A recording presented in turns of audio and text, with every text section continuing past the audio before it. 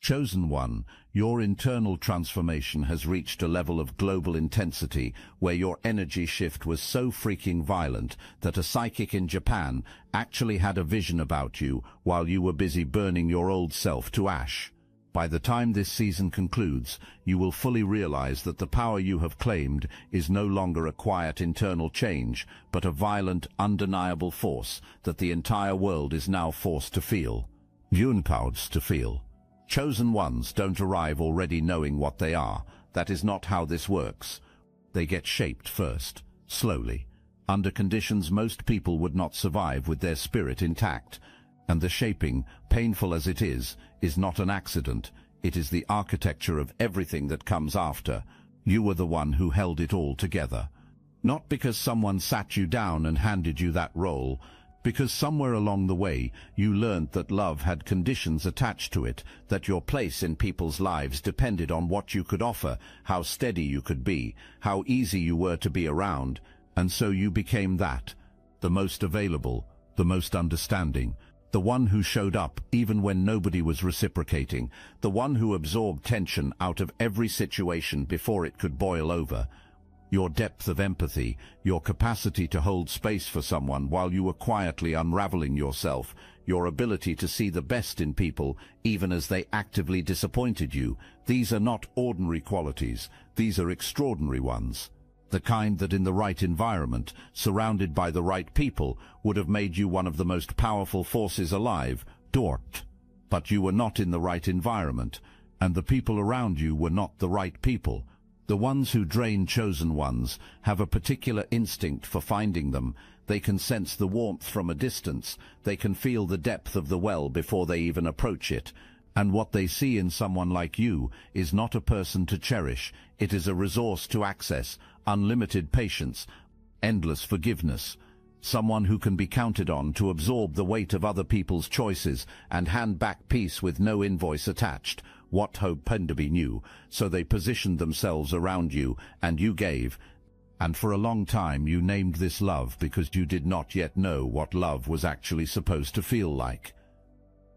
Hold that recognition, because when the psychic's vision begins to arrive, you are going to understand with perfect clarity why the universe chose your transformation, specifically yours, to mark. Torv, right now, just see the setup.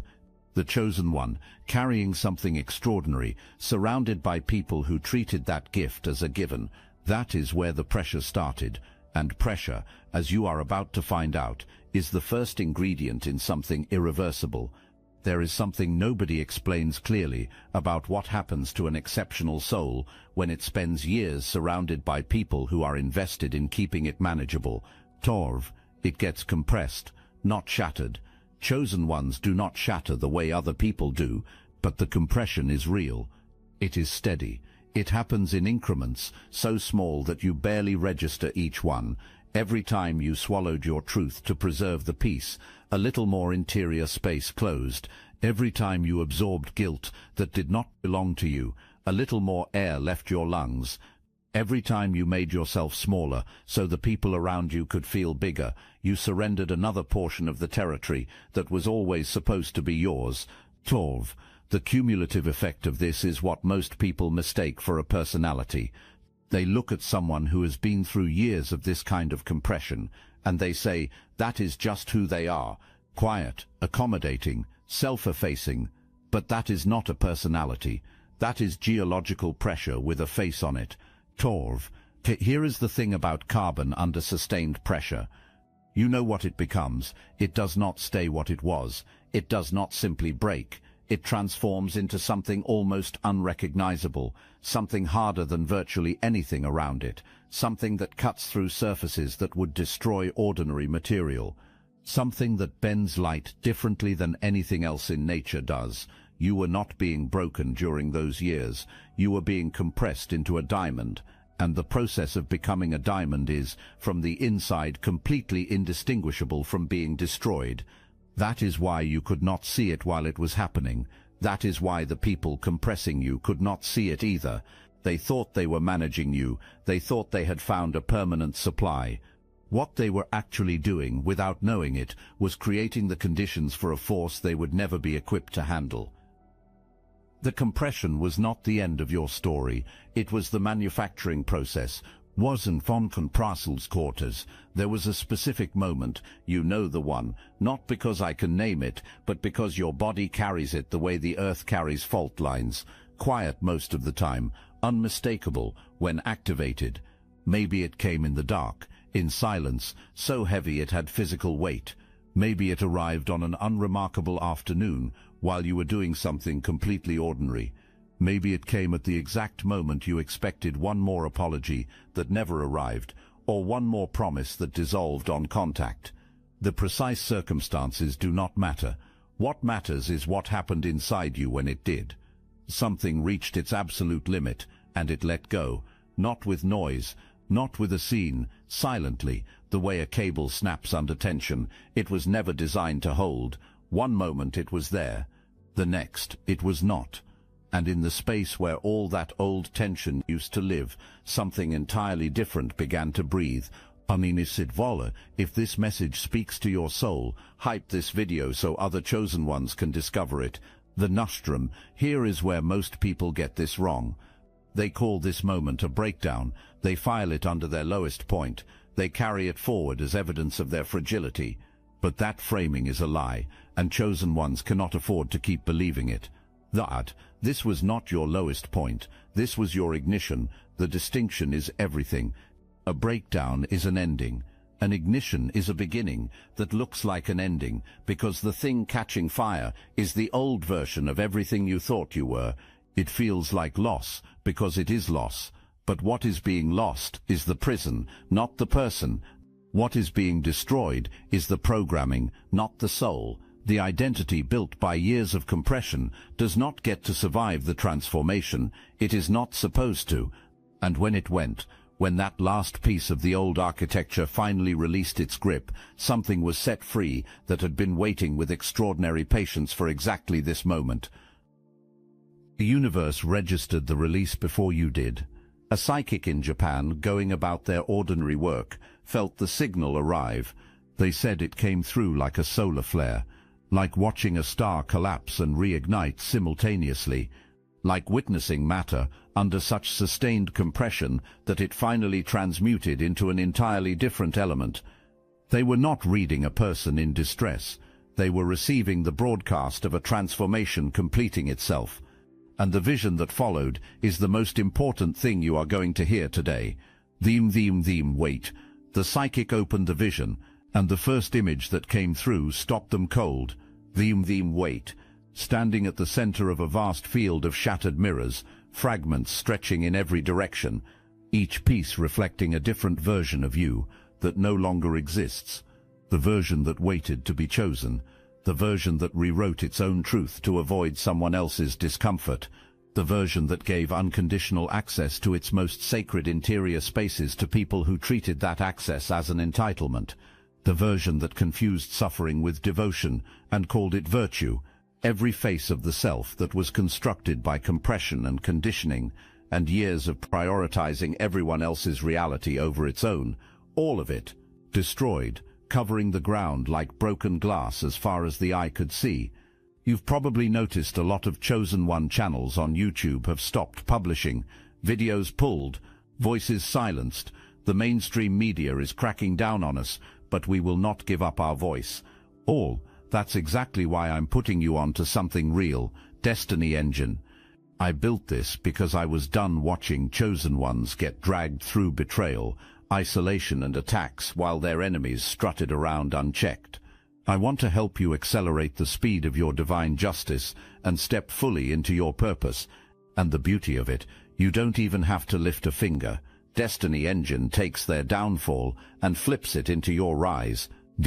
This isn't another meditation app. It's declassified consciousness technology, the same mind programming tools your enemies once used to install fear, competition and scarcity, re-engineered to restore your sovereignty and align you with the cooperative, upgraded operating framework.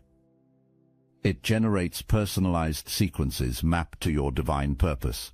The hardest thing you'll do is put on headphones, press play, and watch your enemies keep digging their own grave.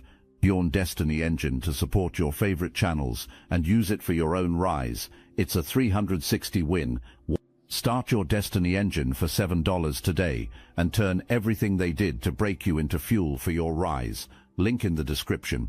Wahinto Waditihan, the psychic said the first thing they felt was the sheer scale of force required to break all of that.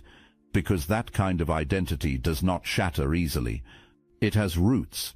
It has years of reinforcement. Staying inside it would have been so much simpler. Familiar pain has a particular gravity that most people never escape, because at least familiar pain is predictable. Most people choose the known version of suffering over the unknown version of freedom every single time they are given the option. Your destiny paisanstio. You chose the terrifying thing, the uncertain thing, the thing with no guarantee waiting on the other side of it. And the force of that choice is what brought the mirrors down. Your destiny priced them. But here is the detail that shifted the entire vision from remarkable to extraordinary. The psychic said, you were not standing in that field of destruction with your head down. You were not grieving what was shattered. White, you were not scrambling to retrieve any of the pieces. You were standing upright, eyes open, chest rising and falling with a specific quality of calm that the psychic said they felt in their own body as it came through. The calm that only exists on the other side of having walked through every version of hell and choosing, deliberately and without apology, not to remain in any of them. White, you were not surviving the wreckage, you were sovereign over it. And then the psychic saw your energy the way it actually is now. And what they described is the detail they said they could not stop returning to afterward. Your energy looked like black fire, not darkness in the sense of threat or absence. Darkness the way deep space is dark, infinite, containing entire systems that have not yet been discovered, operating by physics that ordinary instruments are not built to measure. You were not radiating outward the way you used to, bleeding warmth in every direction, available to anyone who reached in your general vicinity. You were pulling inward, generating a gravitational field so specific and so powerful that everything in your proximity had no choice but to begin orbiting around you. You had become the center, not a center, the center, and the first words out of the psychic's mouth when the vision released them were these: whoever this is, they just became untouchable, not safe, not healed, not peaceful, untouchable, as in the architecture that used to govern this soul no longer applies, as in reality itself cannot hold them the same way anymore. The vision was not finished. What came next is the part that gets darker before it gets undeniable. Oduphori, the psychic stayed inside the vision, and it pulled them deeper. What came through next is the specific detail that gave them chills that they could still feel after they had fully returned. They saw the exact moment your transformation ignited, the precise second the shift occurred, and everything they knew about the scale of the result made them expect something enormous, explosive, a sound and a light and a force visible from the outside, because the energy that arrived in their consciousness from your signal was that massive. Surely something that powerful had a proportional external expression. God, it was silent. God, silence of a quality the psychic struggled to find words for, not the absence of noise, a presence in its own right. The kind of silence that signals that something of genuine consequence is occurring, the way certain moments in nature go quiet just before the atmosphere fundamentally changes, as if everything that exists just paused to witness what was happening inside you. They described watching a soul release its grip on every need it had been, white-knuckling for years, the need to be validated by the specific people who had been withholding that validation as a mechanism of control, the need to earn love through performance, the need to continuously justify existence to a judgment that was always going to find you insufficient, because sufficiency was never the point. Your insufficiency was what kept you compliant. Every one of those needs released in a single enormous, completely silent interior exhale, and the quality of your energy changed in that same instant, not gradually, not across weeks of processing, in the moment of release, like a signal that has been broadcasting through interference for years, suddenly finding its true frequency and locking onto it with complete precision. clean, certain, absolute. The psychic said, this is the part chosen ones most frequently misunderstand about their own transformations. The most seismic events in a person's interior life are invisible from the outside. A thought that turns completely final. A decision that requires no announcement because it is not performing itself for an audience. A moment of clarity so total that the only appropriate response is stillness. These moments look from the outside like nothing whatsoever, but they register on frequencies that travel without requiring anyone's permission. Your moment was that. You made a decision so complete, so irreversible, so utterly without ambiguity, that the universe dispatched a signal, and that signal did not stop at the edges of your experience. It expanded outward, and it kept expanding, because what the psychic saw next in the vision is where the real reckoning begins. The vision widened, and the psychic saw them, the people who had been in orbit around the old version of you, the ones who had spent years learning exactly how to access what you offered. And what the psychic saw when they looked at these people demands to be said with full precision, because chosen ones have a long history of softening this particular truth to protect the feelings of the people who caused the harm. So let's name what they actually were. Not complicated people who loved imperfectly, not wounded souls doing their best. Drains, deliberate or not, conscious or not, they were entities that had identified in you an extraordinary source of energy and organized their relationship with you around extracting it. They took your empathy and called it your personality, so you would keep producing it. They took your forgiveness and called it your strength, so you would keep offering it. They took your silence in the face of mistreatment and called it maturity, so you would keep performing it.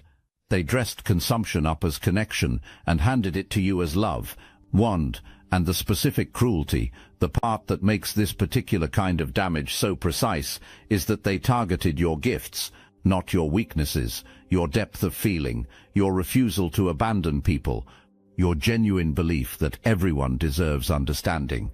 These are not flaws that got exploited. These are extraordinary capacities that got weaponized. And there is a meaningful difference between those two things.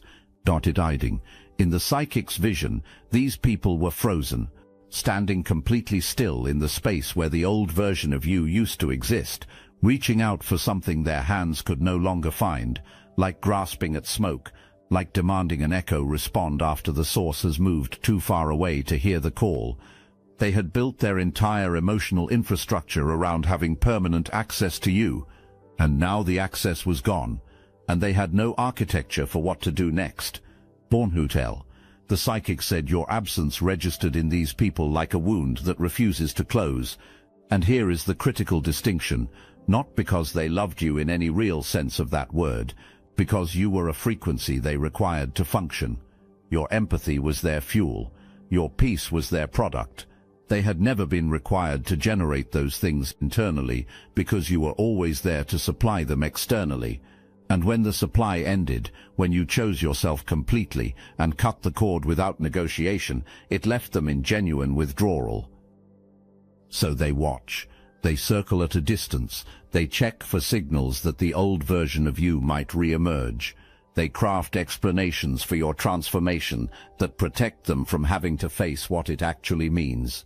Because the actual explanation that you simply decided your own life mattered more than their comfort requires them to examine what they did with your generosity, and they are not built for that examination. Let them wrestle with the confusion of losing access to a source they never honored. That confusion is not your burden to relieve. It is the natural consequence of power that has finally stopped subsidizing its own diminishment, and it goes further than that. Because what the psychic saw next is the part that shifts this from a personal reckoning into something that operates on an entirely different scale. The vision moved, and the psychic said what came through next was something they had rarely witnessed with that degree of clarity. Your energy was not simply changed, it was rewriting the space around you, not your perception of that space, the actual field of influence surrounding your presence in the world. The narrative that other people had been running about who you were, manageable, available, predictable, safe, was cracking, not because you had done anything to challenge it, because a frequency that fundamental cannot shift as completely as yours did, without the old story becoming structurally unsustainable. Monda, the psychic, saw people who had dismissed you, finding themselves unable to stop thinking about you, not because you had reached out, not because you had made any effort to re-enter their awareness, because the version of you that they had built their dismissal around no longer existed, and the absence of that version created a space in their consciousness that their minds kept returning to, searching for something they could not name, unsettled by a change they could not explain. Nature does not tolerate a vacuum. When something that occupied significant space in a system disappears, the system reorganizes around the absence, and your departure from the energetic positions you used to hold, the accommodating one, the available one, the one who could be relied upon to shrink, left absences in multiple systems simultaneously. People who once looked through you now find the thought of you interrupting their focus without warning. People who once defined you by your usefulness are now experiencing something closer to unease because the category they placed you in no longer holds. You have become a frequency that surfaces in other people's consciousness without effort or intention on your part. You are not pursuing their attention. You have become the thing their attention cannot fully release. You are not asking to be remembered. You have made it structurally difficult to forget you. The psychic was precise about the mechanism. You did not turn up the volume on your signal. You removed the suppressor that had been dampening it for years. The raw frequency was always that powerful. The compression was always producing something that could not be contained indefinitely. What you are experiencing now, the magnetic pull, the way people respond to your presence differently, the sense that you occupy space in a way you never used to, that is not new power. That is original power, with nothing muffling it anymore. And the psychic said the vision was about to show them something they needed to sit with afterward, the part that extended beyond the personal, beyond the people who knew you, beyond the field of influence immediately surrounding your life, something that explains why a signal like yours reaches Japan, why the universe does not simply witness this kind of transformation, why it mobilizes around it. The psychic reached forward in the vision. This is the work, reading not just what is, but what is being constructed. They extended their awareness toward your trajectory, toward what this transformation is building into, toward what the future holds for a frequency as fundamentally altered as yours. And they encountered something that stopped them. Not emptiness, not a closed door, the edge of the map, the specific boundary where charted territory ends and completely uncharted ground begins. Your future does not exist inside any existing template. It does not fit the standard shapes of what success or healing or becoming typically look like. It is not on any trajectory that could have been predicted from where you started, because what you are becoming has not been assembled from the available materials before, not in this specific configuration, not with this particular combination of what you survived, what you refused to become because of it, and what ignited in the space your refusal created. The psychic said it was like trying to describe a color that does not yet have a name. Every reference they reached for was insufficient. Every comparison fell short, not because your future is vague, because it is too specific to what you are for any existing framework to fully contain it. And then the clearest image of the entire vision broke through. You, walking forward into a darkness that carried no threat. Not the darkness of loss or absence, the darkness of pure potential saturated with everything that has not yet been born, heavy with futures that have not yet taken shape, alive with the specific electricity of something enormous in the process of becoming real. And with every step forward you took, light appeared beneath your feet. Not ahead of you, where you could plan for it, not above you, where you could appeal to it. Beneath your feet, in real time, called into existence entirely by the fact of your forward motion, not reflected light, not borrowed light, not light that requires external permission to exist, Light that is generated by you, through movement, through the act of continuing to walk in the direction of your actual frequency. Did your arm? Before you walked, there was only dark ground. After each step, light, which means you are not walking toward an illuminated destination. You are illuminating the path as you create it, which means everyone who comes after you, every chosen one still inside the kind of compression you just broke free from, every soul still in the place you were before the ignition, they are going to have a lit path to follow.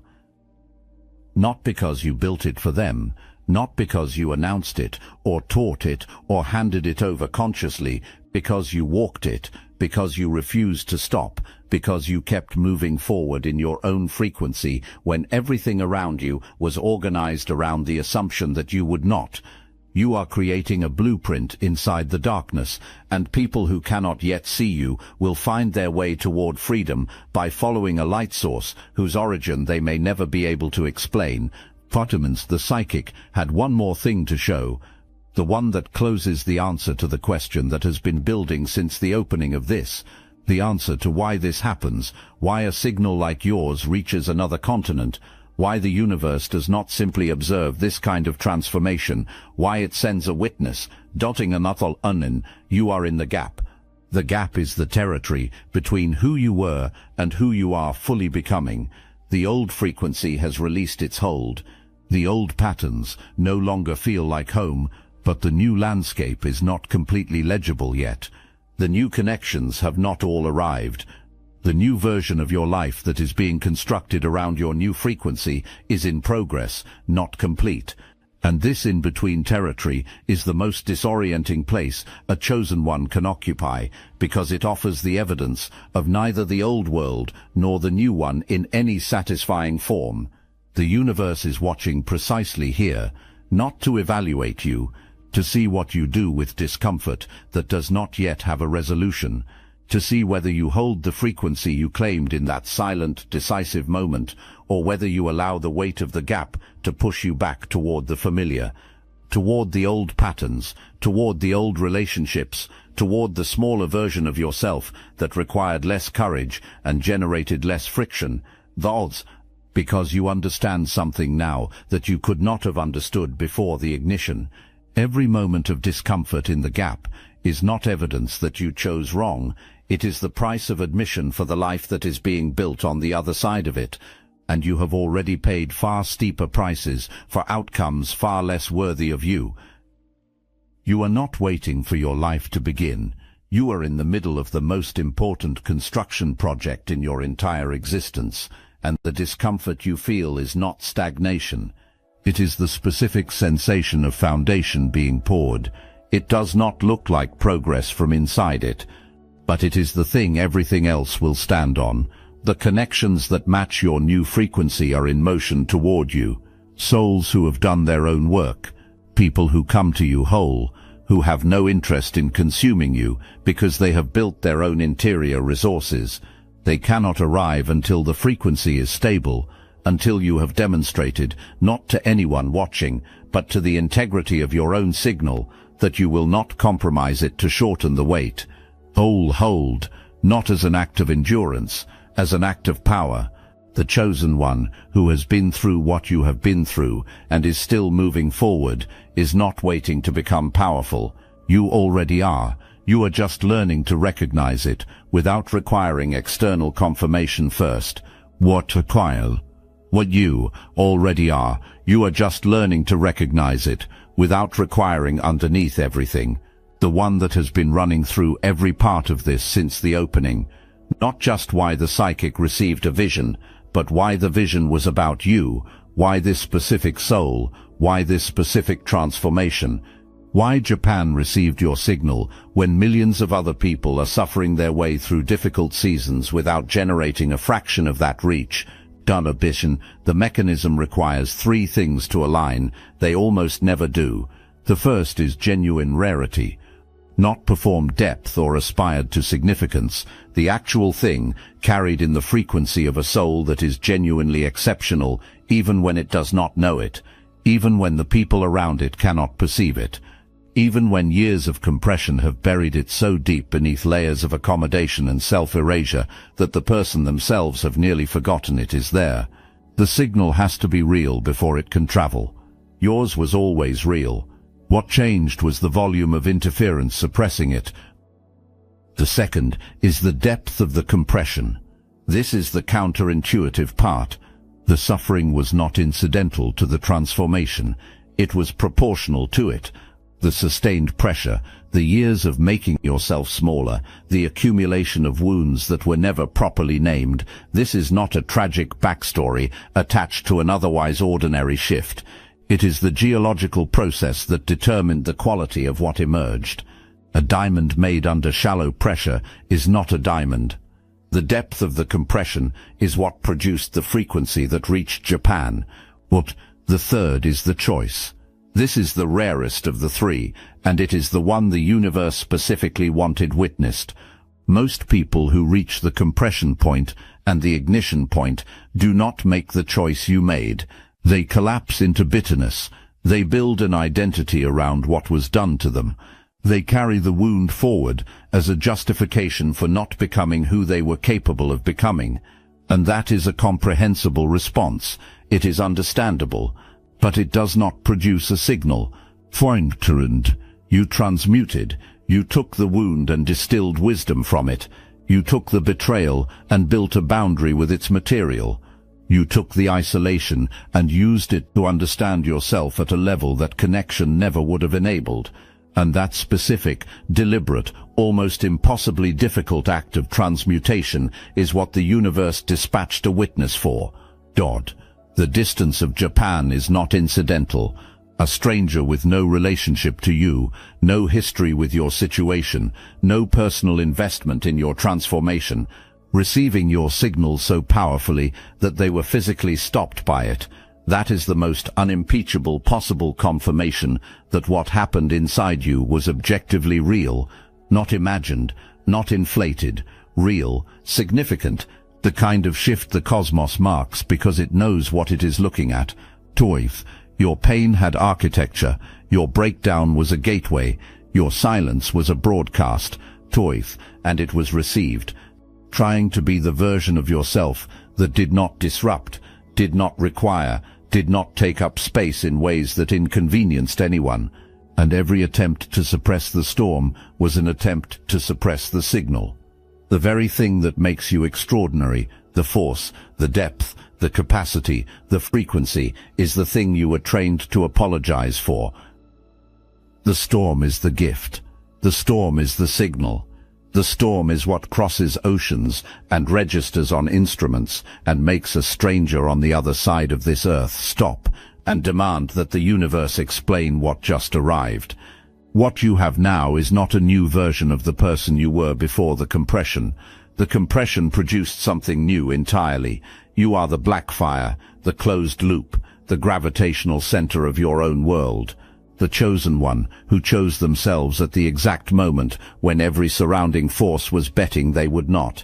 The signal that reached Japan, not in spite of what you survived, but because of what you chose to become on the other side of surviving it. You old constructs will not fit. The old dynamics cannot hold what you are now. The old version of yourself is gone in the most final, most permanent, most liberating sense of the word gone. Shuto, you do not go back. Not to who you were, not to who they needed you to be, not to the shape that was convenient for people who were never invested in your actual becoming. You walk forward, into the dark that is saturated with everything not yet born, into the uncharted ground past the edge of every existing map, and the light appears beneath your feet with every step, not because someone placed it there, not because you earned it through sufficient suffering, but because you are finally moving in your actual direction, at your actual frequency, with nothing suppressing the signal. The light was never ahead of you, it was never above you. It is in your movement. It has always been in your movement.